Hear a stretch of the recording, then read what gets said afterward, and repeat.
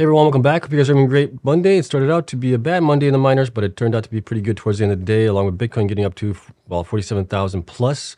So we'll take a look at that also. Then we have a bunch of new stories here to cover as well. So thank you so much for coming in to watch this. And here's what we got. So we got Argo, obviously. They announced a 7.8 million euros placing. So that's basically meaning that they need cash. Then we got Argo providing their December updates also. They have the management change in there as well. We have to discuss that. And then we have DMG providing operations for December as well. We'll go over that. And then we got Core Scientific, final results of oversubscribing, 55 million equity. So that's good news there. We'll take a look at that. We got Hut 8 receives court approval in its staking horse bid for the natural gas power plants, including the North Bay Bitcoin. We'll take a look at that quickly as well. And then we'll take a look at Cleanspark. They announced strategic agreement to purchase up to 160,000 Bitmain S21 miners, path to 50 exahash. They are only buying so far 60,000 miners, of those to get them to an additional 12 exahash, which would get them to about 32. But we'll take a look at all that stuff and what it means and everything else. But as always, you guys know the drill here. This is not financial advice. This is for entertainment only. Please do your own research, and I'm investing in following coins and companies for full disclosure. And if you enjoy this type of content, hit the like button, subscribe. Helps me out tremendously. And let's take a look at what's going on here with the markets here really quick. On that one, we'll see how the miners did today as well. But Bitcoin obviously had... it was down in the beginning of the day. Then it started to fly back up. I think as news started coming in about the spot Bitcoin ETF getting closer and closer, that has fed the BTC price to go up, which was good. And it also obviously helped with the miners here. The miners were down in the beginning of the day, down 5, 6, 7%. And then they reversed that for the most part, which was nice to see here. So Bitcoin finished out the day today with a high of 47,330. We didn't close there. We closed at 46,995, which was right below the 47,000 mark, which is fine. We'll battle with the 47,000 mark here. We're at least above the 45,000 mark, which is good here. And we're sitting at 46,529 roughly right now. So we still have a day or two before we maybe get the final decision from the SEC on the spot Bitcoin ETF. That we'll see how obviously Bitcoin reacts to that. If it continues to go up higher, depending how much demand there is for it, when the ETFs start buying Bitcoin, all that. So it might be an interesting week here for Bitcoin and the Bitcoin miners as well. But looking at the Bitcoin miners here really quick, Annie was up 12.6%. Argo was down 9.43%. And I think that's because of the stories that we're going to cover here in a second. But that's the reason it was down possibly. We got BitDigital up 4.75, BitDeer up 11.9, Bitfarms up 9.1%, Cypher up 3.3, Cleanspark up 5%, Cores was up 7.4%, DigiHost up 3.6, DMG up 5.3, Greenidge was up 2.53, we got Hive up 5.7, Hut up barely today. I'm surprised that one didn't go up as much, but we'll take a look at the story there, and maybe that's the reason why it didn't really do so well. Maybe people are looking that they're going to be either diluting or maybe selling their Bitcoin HODL or using the cash that they do have on hand. So we'll take a look at some of those things for Hut 8 as well. Going forward here in a sec, and then we got Iris Energy down up 3.72, Marathon up 7.7%, Mawson up 16.36%, Riot up 7.9%, Soluna up 10.9%, Stronghold up 7.51%, and Wolf up 6.74%. Okay, so overall, really good day for the miners. We kind of needed it because we've been down the last couple of days here, so it's nice to get a little bounce here as well. All right, let's get into the stories that we do have here. So Argo Blockchain PLC announces 7.8 million euros or 9.9 million placing. And this is basically what they stated here. We'll just go over this really quickly here. But this is done on the London Stock Exchange, I believe, not the NASDAQ part of it. Because they are diluting, 38 million shares. And they're getting it at 0.2 pences, or is it 20 pences, I think you guys call it in England. On that one, which is like 20 cents for us in the US. And then, let me see here. It stated it's here someplace. Where did it say it? Oh, there it is. The net proceeds of the placing are expected to be used by the company for working capital and the repayment of indebtedness and for general corporate purposes. So that's basically what it's going to be used for. It's just going to be used to keep them afloat, it looks like. But we'll take a look at the numbers here shortly when we go over their December update. So not a good sign here, right? You would want them to grow, and then obviously we have some management changes as well, which we'll get into here next as well. So here's Argo Blockchain PLC announces December update, management changes, and share allotment. And here's what we got from them on this. During the month of December, the company mined 155 Bitcoin, and they do have right now 9 Bitcoin on their balance sheet. And they also have some digital assets worth equivalent of 18 Bitcoin combined, I think. on its balance sheet, and other digital assets worth the equivalent of 18 Bitcoin. So they got maybe the equivalent of approximately, what, 27 Bitcoin right now? Something like that, but 9 Bitcoin in general. And then down here, you can see management commentary, grant of equity awards. I'm going to get into that. Here's a change of company management and share allotment. So effective January 5th, Saif Bakli stepped down from his position as Chief Operating Officer to pursue other opportunities. The company thanks Mr. Al-Bakli for leading Argo as an interim CEO from February of last year to November of 2023, and it wishes him well. So that's obviously not good, right? The interim CEO couldn't turn the ship around, it looks like, and it looks like it's going to be up to now to Sebastian Klaus. I think that's how you pronounce it. He'll be doing that for the interim, it looks like, but he's still going to be called Chief Strategy Officer. They didn't specify that they are going to be changing his role to anything else. And then as part of Mr. Al-Bakli's separation agreement, he's going to be awarded PSUs, performance share units, and that's going to be 1.9 million of ordinary shares at that point. Okay, so that's obviously not good news, not a good sign, at least. Management change up, things like that. And let's take a look at the numbers that I do have for them. So Argo right now has about 58 million shares outstanding. This is on the NASDAQ. Stock price is at $3.17. Your market cap 184 million. So they do have some potential ways of maybe diluting a little bit more shares here in the United States than they do maybe in England. But that's kind of what we got for them. The performance over the last 12 weeks has been actually really good here. They're up 272% from 12 weeks ago. From 8 weeks ago, they're up 212%. Or sorry, from 12 weeks ago, they're up 272. From 8 weeks ago, they're up 212.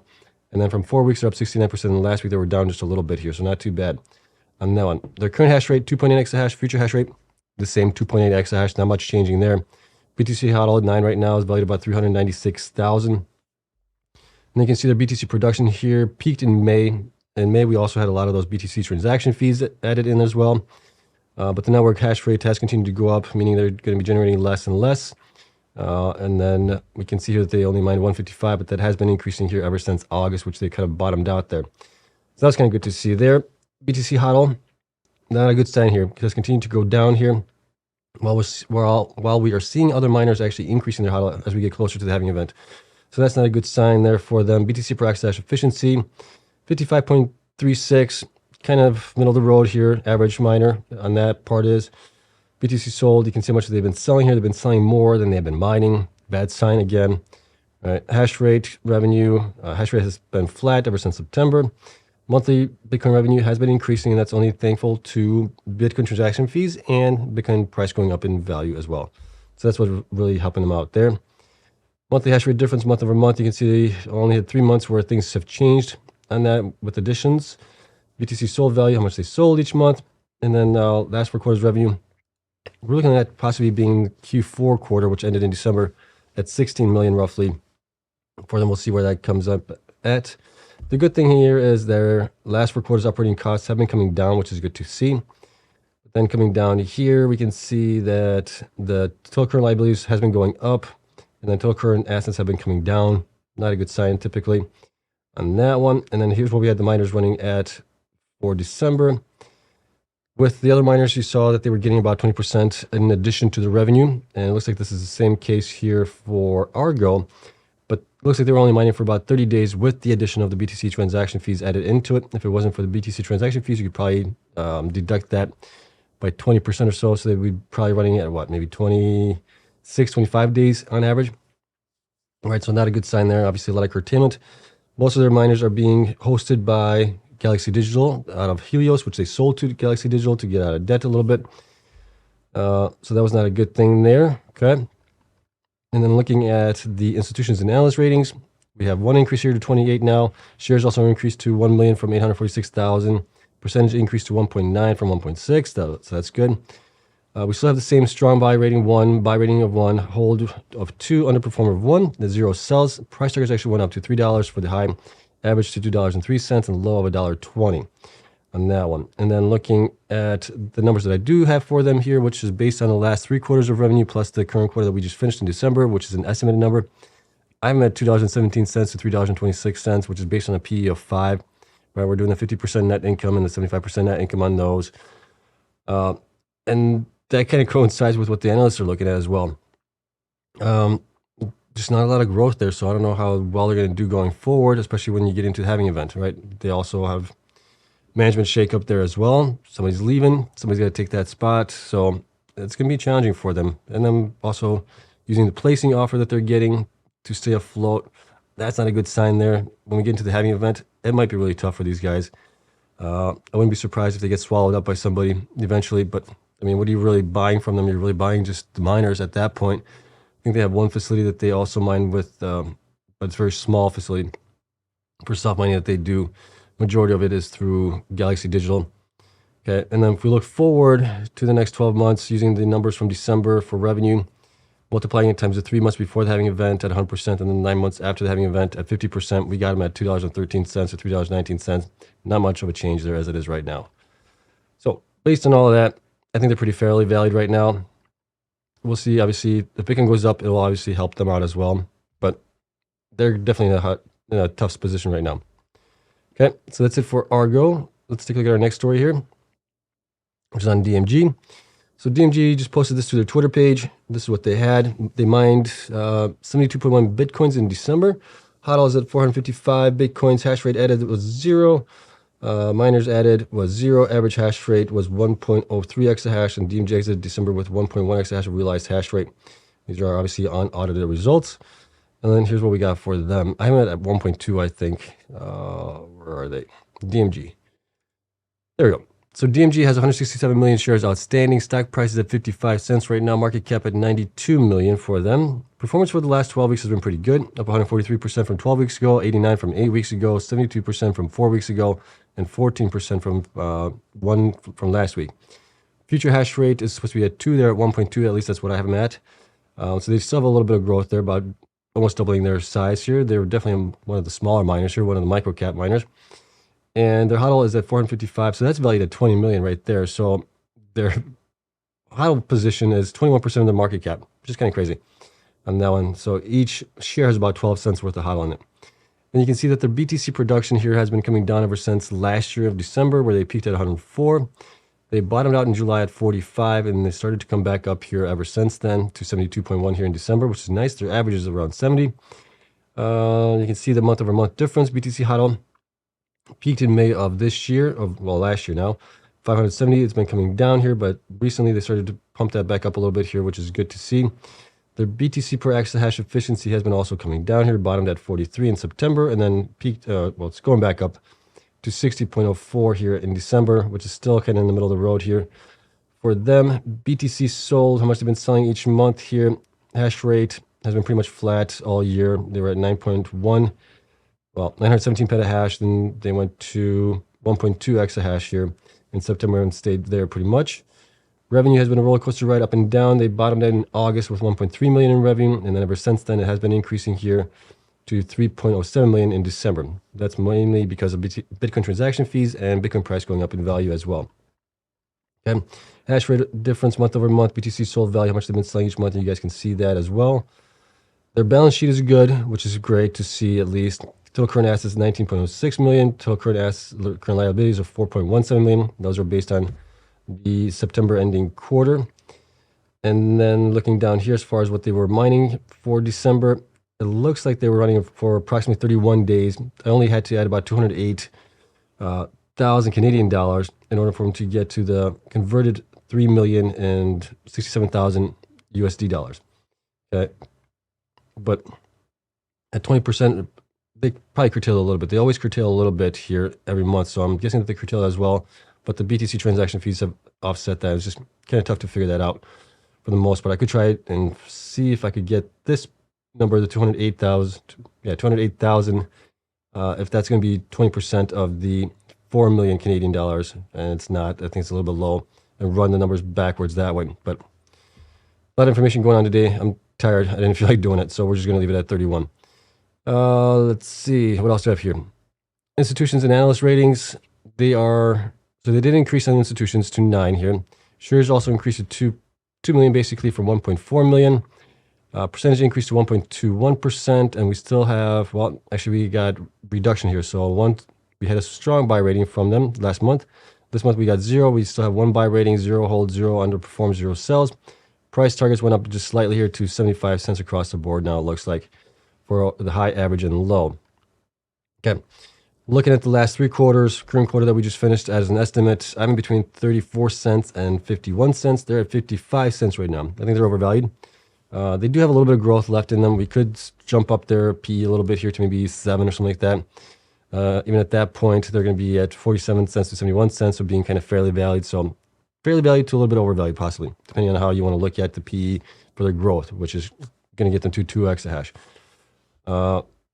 And then, let me see here. What else do we have here? Oh, the last December numbers for the revenue, multiplying it times 3 months before the halving to 9 months after the halving at 50%. I got them at 48 cents to 72 cents, which is kind of in line with where the analysts are also looking at it like that. So I think we're pretty good there on it. All right. These guys are a small miner, obviously. What is their expense here? Let's see here. Their expense for the quarter minus depreciation is about 4 million. So it's not too bad. As long as they can continue to grow into the halving event, they should be able to survive it. They have a pretty good balance sheet here of total current assets, not a lot of liabilities. I think that should be okay, but they definitely need to grow like everybody else here going into the halving event, because come halving, the revenue is going to get cut in half. If the revenue right now is at 3.07 million, cut that in half there, it's 1.5 million. And that's going to be multiplied by 3. So you're looking at 4.5 million in revenue. Compare that to 4 million in expenses. Can they really survive for how long? We'll have to see, right? So big thing is obviously Bitcoin going up in value. That would help them out as well. Okay. Next, Core Scientific. This is going to be pretty quick here. They just announced the final results of oversubscribed 55 million equity rights offering. And we're just going to use this little quick note here. Strong demand from existing shareholders reflects support for the company's emergence and strategy, which they are planning to emerge out of Chapter 11 bankruptcy here in January. And this is obviously a good thing that investors are definitely backing them on this. So we'll see how they get out of Chapter 11. But there's a lot of legalese here and Chapter 11 talk here on all these different things that they're doing that's a little bit above my head. So any of you guys in there that have experience on this, please do comment down below what that actually means for regular shareholders. That would be great. I'd appreciate it. Okay, let me take a sip of water here and we'll get on to the next one here. Okay, HUD 8. So HUD 8 receives approval in its staking horse bid for 4 natural gas power plants, including the North Bay Bitcoin mine. We've talked about this in the past here. They were in court with Validus. Validus sued them, and they sued Validus, and they were going back and forth. And then Validus basically went belly up into Chapter, I don't know if it was 11 or whatever Chapter bankruptcy they're having up in Canada. But they went into bankruptcy, and HUD put in a staking bid horse to basically buy them out or buy out their plants. So HUD 8 has received an approval and vesting order from the Ontario Supreme Court of Justice in the context of the ongoing proceedings pursuant to the Companies Creditors Arrangement Act of Validus Power Corp. And certain of its subsidiaries. Among other things, the approval and vesting order approves the company's previous announced staking horse bid transaction to acquire 4 natural gas power plants, including the North Bay Bitcoin mine, which was submitted in partnership with Macquarie Equipment Financing Ltd., a subsidiary of Macquarie Group Limited, and a global financial service group. So part of this deal, Macquarie will get 20% of it. They're going to call a new company here that's going to get it, Bitco. And here's what they would get. 40 megawatts facility in, I'm not even going to pronounce that. You guys can read that. 110 megawatts facility in Kingston, 120 megawatt facility in Iroquois Falls, and 40 megawatt facility in Bitcoin mine in North Bay. Okay. So that's obviously going to be a good thing for HUD 8 because they need to grow. They did merge with USBTC, which helped their hash rate go up, which helped their overall operations things. But they still need to grow going forward into it. They do have some older miners, so we can take a look at those here in a second here. But we'll take a look at this here really quick. Completion of the transaction remains subject to the satisfaction of our standard conditions of closing. The completion of transaction, which is anticipated to occur by February 15, 2024, is also expected to result in the full and final resolution of all litigation claims and counterclaims currently pending between HUD 8 and certain Validus entities. Right? They're basically fighting back and forth. And this would obviously get rid of all those. So that's good news there also. But let's take a look at HUD 8 here as far as what they have right now, or what they had before they merged with USBTC. And you'll see that they have a lot of older miners. And I think that they need to get rid of those things to make room for newer ones. And they need to grow. And then obviously getting this data center or power plants is going to be good growth for them going forward if they can build out relatively quickly. All right, so we got a bunch of these 93 terahash miners here, which are obviously pretty old. These are from 2021. We got 91 terahash miners, 84 terahash miners. You got 90 terahash, 89, 87, 96, 77 terahash miners. Those are, I don't even know if those are even running anymore. I would probably not be plugging those things in. But they do have a lot of older gear here. And they're at 33 joules per terahash before the having event. Not a good sign. Doesn't mean they're not going to survive. It means that they definitely need to change out their mining fleet, pretty much wipe it all out, except maybe what USBTC had before the merger. I think they had some 100 terahash miners in there, which might be fine. But they need to basically wipe the slate clean with all of these dang miners and put in some newer ones. Minimum 140 terahash miners, if not the newer 190 terahash, the T21s or the S21s, and go about it that way, because this is going to be a problem for them going forward. Okay, so that is it on HUT 8. They definitely need to grow. They're currently at 7.2, I think. Yeah, 7.2 exahash. They were supposed to get to 7.3, so I think maybe 100 petahash of that was taken offline, some of the older miners, as part of the merger that they did. So basically, they're pretty much fully installed here. They do have growth plans, obviously, with my managed hosting with Celsius now.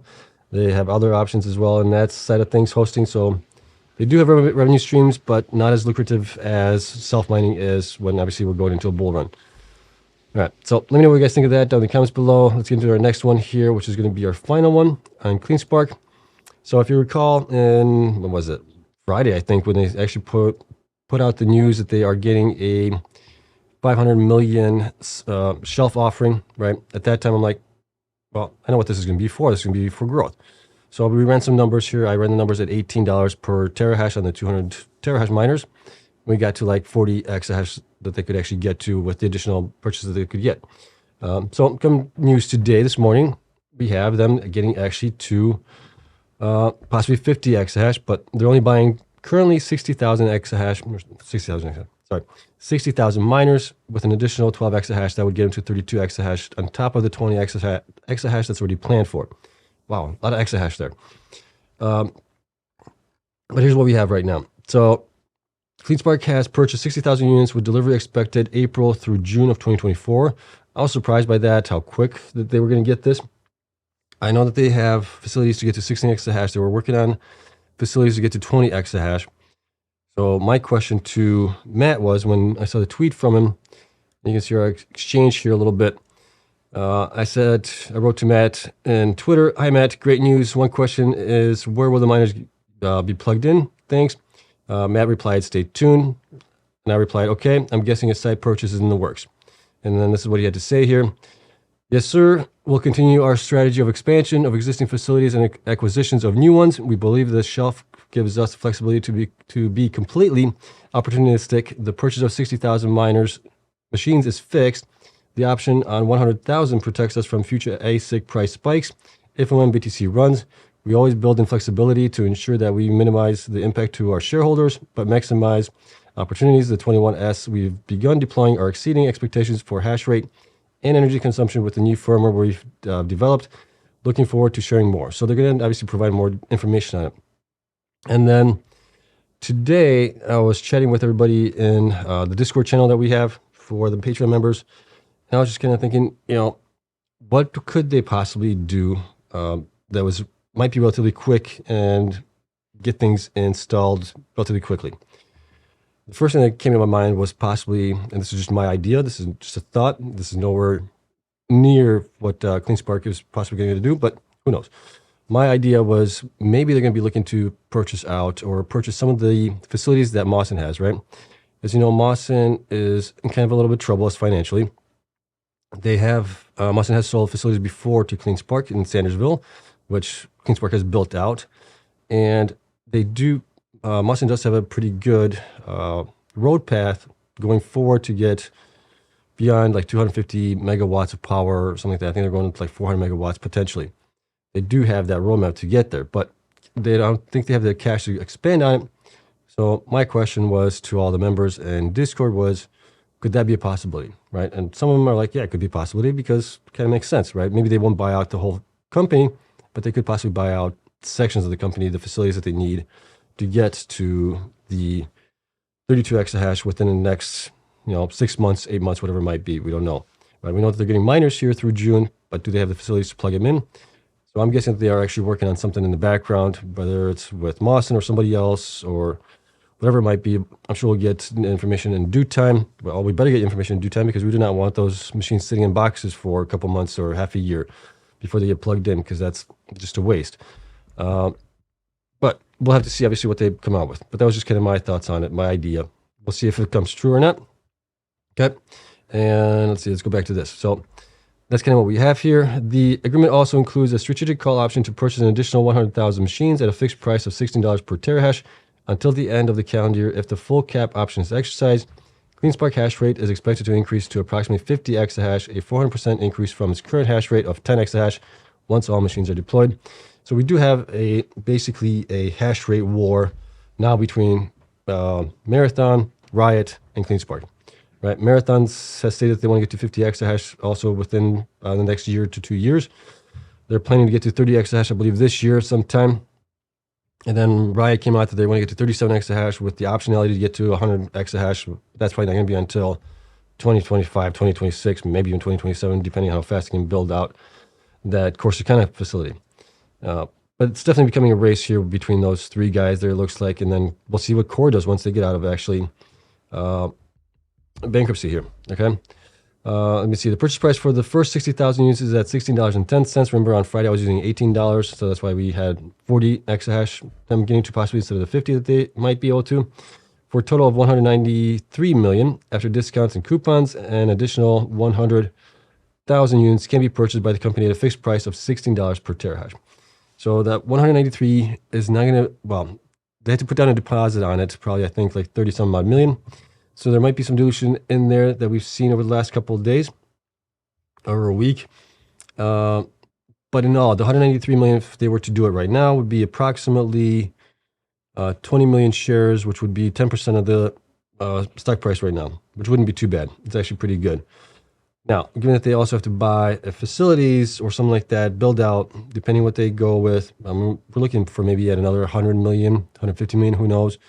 I don't know what the price on facilities going right now, but they're going to need approximately, I think it was, I counted it like 260 megawatts of additional space in order to plug in those 60,000 miners into. Okay. I don't know what the going rate right now is for megawatts in data centers, but that's kind of what we're looking at right now. Yeah. So we'll leave it at that. And we'll take a look at the numbers here that we have for Cleanspark really quick. We won't go into too many details. But here's what we do have on them as far as the miners are concerned. So those are plugged in. Here we go. January 8th news, Antminers S21s, 3,500 watts. These are the 60,000 miners here. That gets us to the 32.6 exahash roughly, or 32, depending on how many miners of the older ones that they get rid of. I have them getting rid of all the 86 terahash miners, 88, 96, 98, and 95. They might get rid of some of the 100 terahash miners also, possibly. But that would get them to the 32 roughly exahash they're looking to get to. Don't know when this is going to happen. We're guessing sometime this year. It would be great if they do it before, like July or August, but it might not be until the end of the year. Even if it's at the end of the year, still not too bad, but we'll see. It's a lot of machines to get plugged in, and then that would get them down to a joules per terahash efficiency of 21 roughly, estimated based on the numbers that I do have for the miners here. So I'm all for this. I think this is great, right? And we'll see where the stock price goes. But it's definitely going to have an impact on my, what my top, I think, is all-time high possibly for the stock now, given that they're going to be growing to 32 exahash potentially. Well, they're not going to be growing, but just one, are they going to be growing? And then we'll take a look at some numbers tomorrow. I ran some updated numbers as far as where things could be. But as always, Patreon members get access to all the sheets here. The link is down in the description. And we do have a private Discord channel for that as well, which I talked about a little bit earlier. It's always fun there. And, we'll see what happens later on. But that's basically it here. Tomorrow, like I said, I think we'll look at possibly the Bitcoin miners here over the last December numbers, metrics, right? We'll do a comparison to all of them, grade them, and come up with the top one for December, which it's going to be kind of interesting to see. And then we'll also take a look at where could the miners be as far as price-wise per stock from pretty much now until the end of the year. And we'll run some assumptions on it. We'll give you guys Bitcoin at 100,000 by the end of the year and Bitcoin at 240,000 or something like that. We'll see those numbers, how that's going to shake out. So I thought that was going to be kind of interesting because the price of Bitcoin has obviously gone up. The network hash rate has gone up. And we've gotten new releases from the miners as far as where they're planning to grow this year. So from Marathon, Riot, others as well. So we'll get that all updated. We'll look at some numbers. We'll also include maybe in there their HODL. And we'll include in that as well their potential to get USBTC fees, right? So we'll put in percentage in that, what that might look like. Okay, but that's it. Hope you guys enjoyed. If you did, hit the like button, subscribe, helps me out. And I hope you guys have a wonderful evening. We're supposed to have a, winter storm here in my region here in Illinois tonight into tomorrow. We'll see how much snow we get. So it might be a late video tomorrow, depending on how I'm able to dig myself out of it all. Okay, but that's it. Thank you so much for coming in. Thank you so much for watching. I hope you guys have a wonderful evening. See you in the next one. Bye.